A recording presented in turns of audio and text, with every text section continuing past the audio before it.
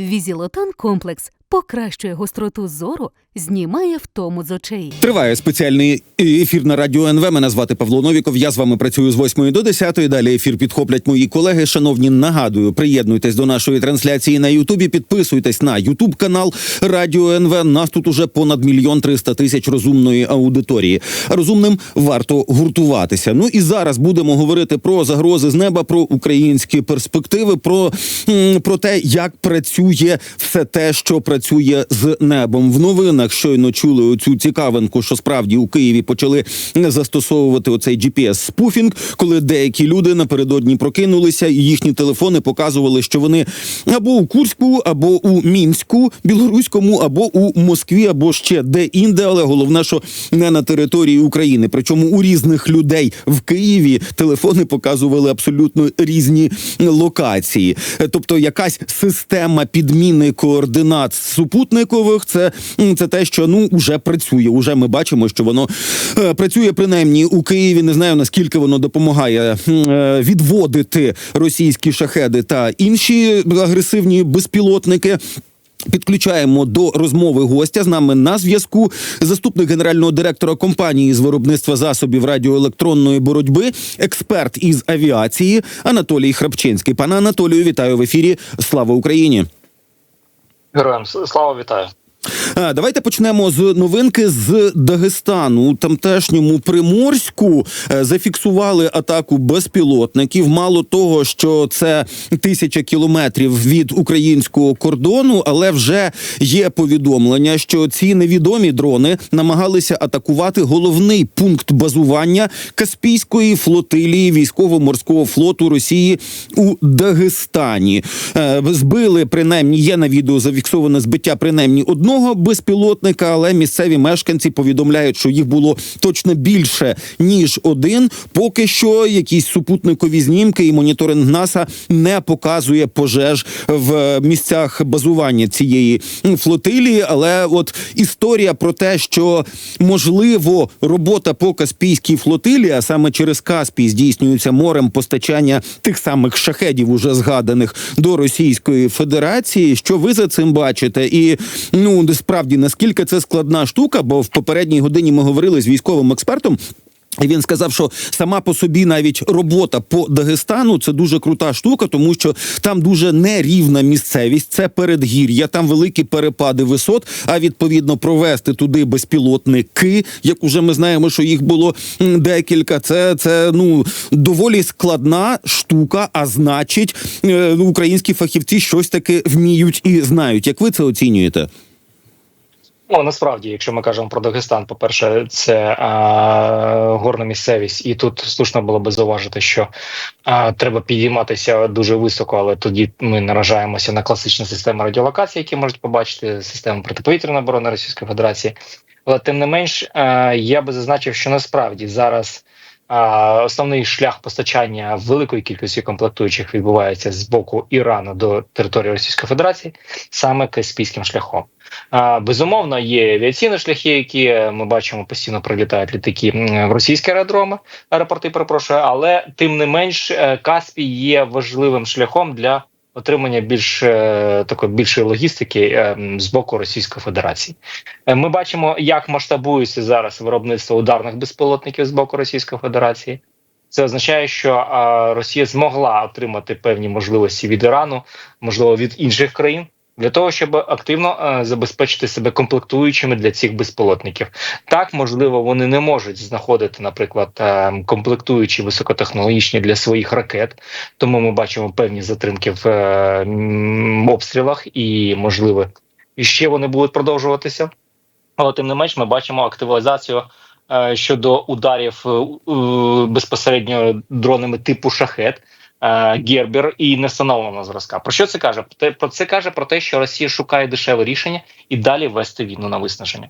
І зрозуміло, що вона буде шукати дешеві компоненти для того, щоб створювати якомога більше озброєння. І тут треба зрозуміти головну складову для нас, для українських інженерів і інженерок, що нам треба створювати системи, які були б набагато складніші. Тому що я розумію, що головним критерієм створення будь-якої озброєння в Україні є те, щоб цю зброю могли купити або волонтери, або військові, але тим не менш треба казати про те, що треба створювати складні речі, для котрі, попадаючи на територію Російської Федерації, якщо вони там не вибухнули або там їх приземлили в якийсь спосіб, росіянам було складно їх повторити. Тому що більшість того, що летить в наш бік з боку Російської Федерації, це чітке копіювання наших технологій, наших розробок. Тобто робити треба такі речі, щоб росіяни не змогли от в режимі зворотнього інженірингу зробити те саме. Окей, давайте звернемось тоді до заяви президента Зеленського. От він після засідання Ставки сказав, що Росія використовує приблизно в 10 більше шахедів, ніж восени минулого року. Ну і от в 10 разів наростити кількість шахедів – це, мені здається, дуже серйозно. Чи Україна може цьому щось протиставити, і чи справді меншою кількістю, але більш якісних ударних безпілотників, там середньої і дальної дії, от до 1000 кілометрів, можна досягати приблизно тих самих результатів, що Росія, в принципі, не настільки дорогими і не настільки суперскладними шахедами? Насправді, давайте почнемо з того, що Росія вона не робить шахеди або інші типи безпілотників, вона робить крупну вузлову збірку. Тобто це гарантовано, тому що з огляду на те, що ми отримаємо в залишках цих шахедів, ми бачимо, що це, скоріш за все, була крупна вузлова збірка. Основні компоненти робляться в Ірані або, можливо, в Китаї, якісь деякі речі робляться. Щодо спроможності України, то давайте почнемо з того, що насправді ми бачимо, що цей рік був знаковий, і ми зробили низку потужних операцій по території Російської Федерації завдяки українській зброї. Тобто без дозволу наших західних партнерів використовувати західне озброєння ми змогли нанести певні стратегічні поразки Російської Федерації, вдаривши по основних складах, б'ючи по аеродромах, знищений надсучасний в лапках літак Су-57 російський. Тому, в принципі, ми можемо казати про те, що у нас є всі спроможності для того, щоб випускати велику кількість високотехнологічних, високоякісних ударних безпілотників. Але ключовим питанням є, наскільки спроможна держава закуповувати це, наскільки ми можемо активно закуповувати. Тому що у нас дуже багато цікавих таких відповідей від наших чиновників стосовно того, що вони не можуть витрачати певні кошти, наприклад, на зброю. Окей, ви не можете використовувати їх на зброю, побудуйте укриття, але частину укриття віддайте виробникам під виробництво безпілотників. Якщо ви плануєте, ви не можете виділити кошти, наприклад, на зброю, а можете їх виділити як соціальну допомогу, роздайте цю 1000 гривень і скажіть: будь ласка, ми не можемо витратити її на зброю, але ви можете їх задонатити українським компаніям, українським військовим для того, щоб вони виборювали перемогу. Тому, в принципі, тут основна мета, треба зрозуміти, що окрім нас ніхто це питання не вирішить. Зрозуміло, що є дуже позитивні моменти з боку інших держав стосовно того, щоб надавати, наприклад, закуповувати українську зброю і передавати військовим. Але цього недостатньо. Треба набагато більше зброї для того, щоб перемогти такого великого ворога, як Російська Федерація. Тому що ми розуміємо, що достатньо велика кількість ресурсів є у Російської Федерації, щоб продовжувати цю війну навесну. Добре, ну і власне про закупівлі українські і про цей баланс того, що можна використовувати на закупівлю обладнання, ну власне, що можна витрачати на війну, що не можна витрачати на війну. Наскільки я правильно зрозумів вашу тезу, що держава поки що не знайшла механізмів для того, щоб те, що виділено на, наприклад, захист, на, наприклад, гуманітарні, соціальні потреби, на облаштування, на відновлення, от десь щось відновлюють, зробіть укриття, віддайте це укриття як місце, де можуть працювати в захищеному просторі виробники дронів. Це, здавалось би, доволі очевидне і просте рішення. Їх поки що не проглядається. Це те, що ще має вирішити Україна. Проблема в тому, що український чиновник, якщо він виділить кошти на приблуду, яка не вистрелить в прямому сенсі цього слова, то він може бути покараний за розтрачання державних коштів. При цьому це дуже дико звучить, коли ми бачимо, як деякі бюджетні кошти широко закатуються в асфальт. Тому насправді постійно наголошую на тому, що нам треба робити низку змін законодавчих для того, щоб ми могли стати на військові рейки. Тому що ми бачимо загальну тенденцію світову, що окрім нас ніхто нам не допоможе. Так, нам надають певне відеозброєння, але це озброєння допомагає нам захищатися, але ніяк не робити стратегічний виграш цієї війни. І ми бачимо, що відбувається на лінії бойового зіткнення. І ми розуміємо, що захищаючись, ми втрачаємо людей. Це надважливо. І ніякої зброї недостатньо буде, якщо у нас не буде людей. Зрозуміло, що так, нова філософія Збройних сил України полягає в тому, щоб воювати залізом, а не особовим складом. Але тим не менш, для того, щоб воювати залізом, це залізо треба виробляти. Для того, щоб вироблялося це залізо, треба робити гарні умови для виробників. На кшталт британського закону про державне приватне партнерство. Франція надає субсидії виробникам, зменшує податкове навантаження. Треба, щоб запрацювали усі сектори економіки для того, щоб можна було би забезпечувати військових тим, що потрібно. Тому що насправді зараз з'являється велика кількість компаній, які виробляють компонентну базу для деяких засобів, які йдуть у зброю. Але тим не менш постає інше питання: як бути цим компаніям, які виготовляють антени? І як пояснити, що ці антени будуть працювати ретрансляторами, наприклад, на дронах, що вони будуть працювати в засобах радіоелектронної боротьби, що вони теж можуть отримувати певні льготи від держави, тому що вони вкладають свою інтелектуальну власність, вони розробляють певні нові засоби для того, щоб захищати країну. І знов-таки повертаємося до того, що держава створює чіткі умови, що 25% мусить отримувати компанія з собівартості, зверху собівартості того, що вона виробляє.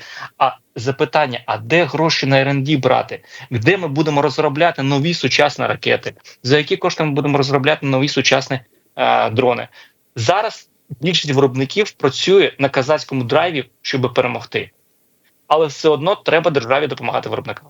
Ну так, про це, до речі, буквально пару днів тому я бачив в інтерв'ю Мартіна Бреста. Оці всі історії з тим, що маржа не більше, ніж 25%, а навіть він не називав прізвищ, а там розказував свою історію, що от є інвестор, який готовий був, чи вклав навіть умовно, там 20 мільйонів доларів, і спитав, коли це може вистрілити. Єдиним мотивом цього інвестора було, помститися росіянам, от все. Да, зробіть так, щоб їм було боляче. Отакий мотив, абсолютно теж, знаєте, громадянський, але не бізнесовий.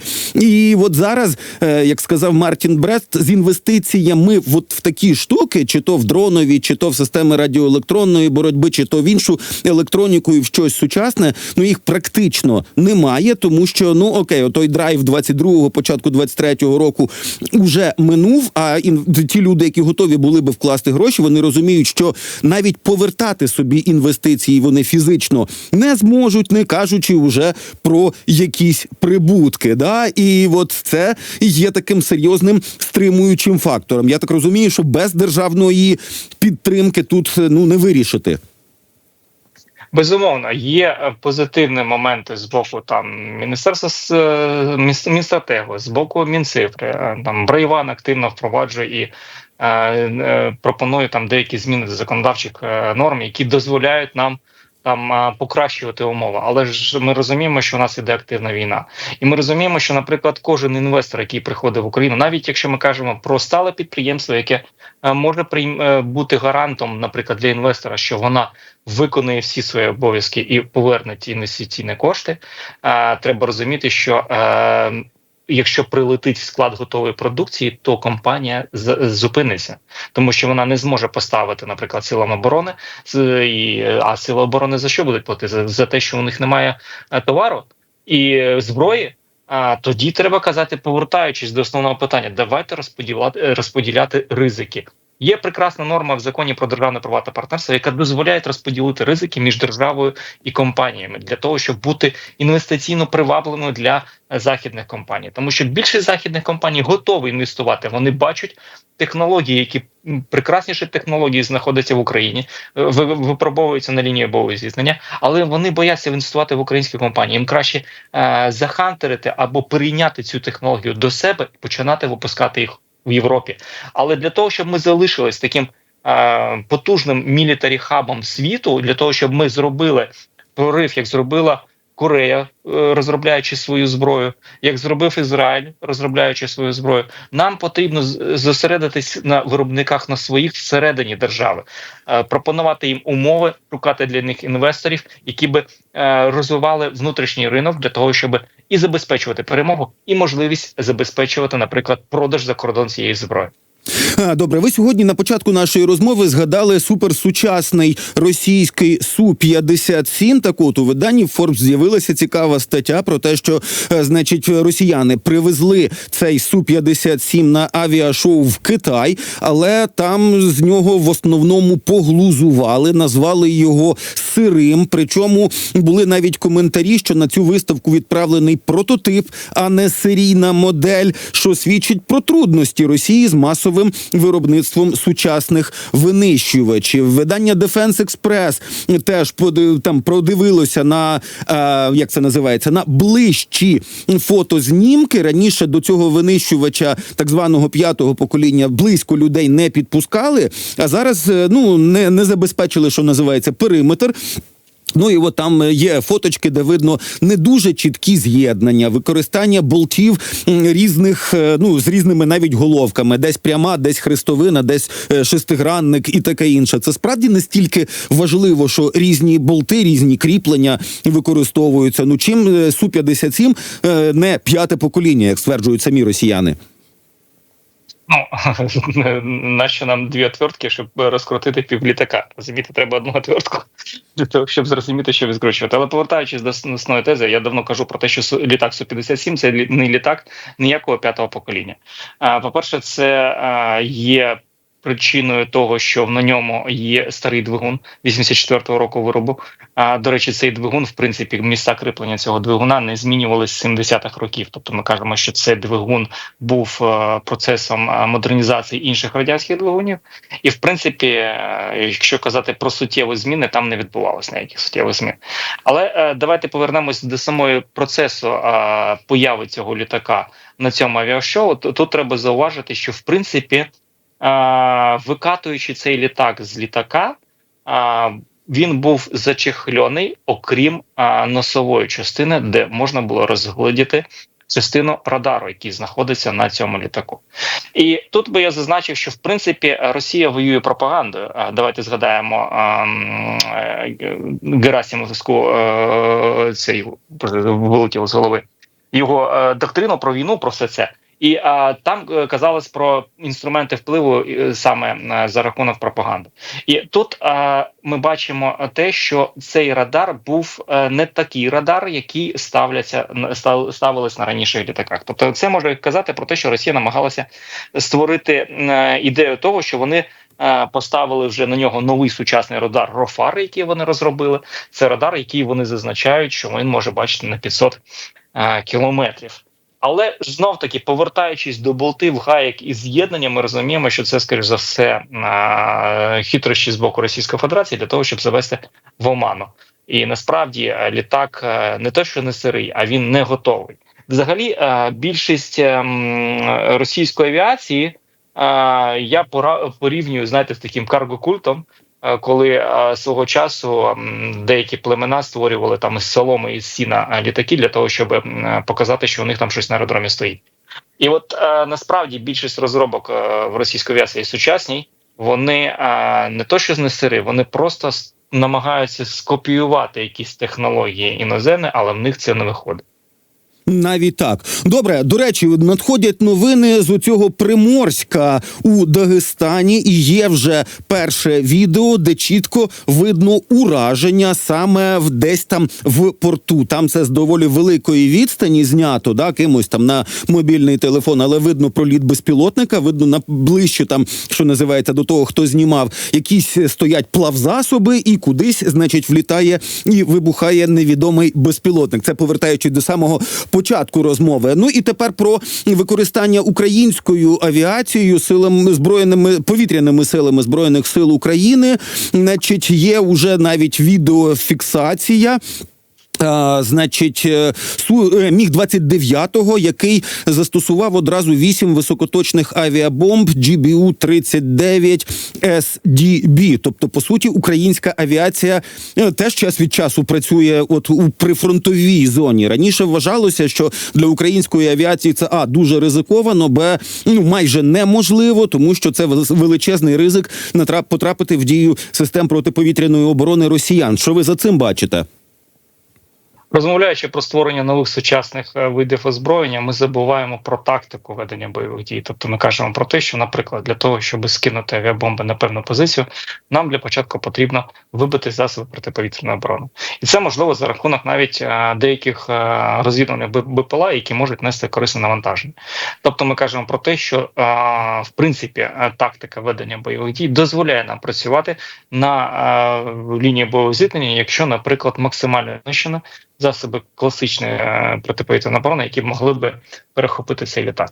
Щодо безпосередньо використання такої кількості авіабомб, то слушно було би зауважити, тут головна задача не в тому, що таку кількість зараз було скинуто, а головна задача, що ця кількість може бути розподілена по різних цілях. Тобто ми кажемо про те, що кожна бомба може вразити різні цілі на різній відстані одна від одної. І це дуже важливо, тому що це може закрити широке лінійку питань на лінії бойового зіткнення, знищивши, наприклад, декілька підрозділів. Тому насправді, повертаючись до основної тези, тут треба подякувати за надання таких можливостей з боку Сполучених Штатів і сказати, що просто наші інженери неймовірні, які переробили Міг-29 для можливості застосування таких авіабомб.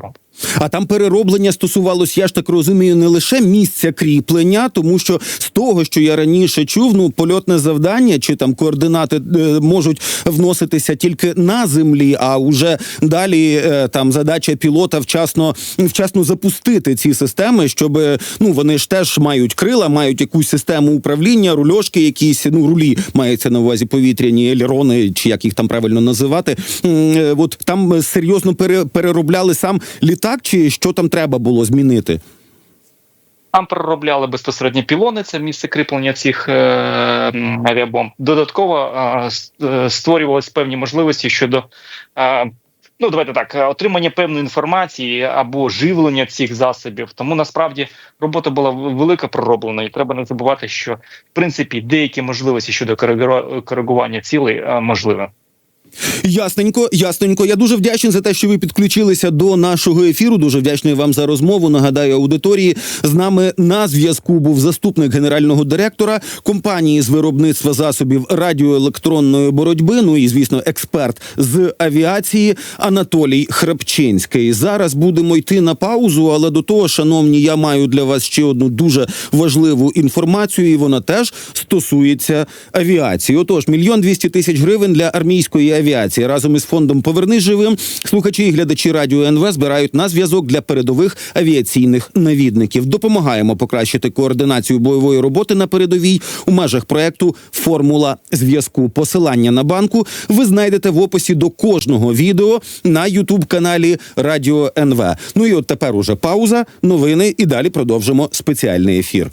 Підписуйся на канал Радіо НВ ось тут.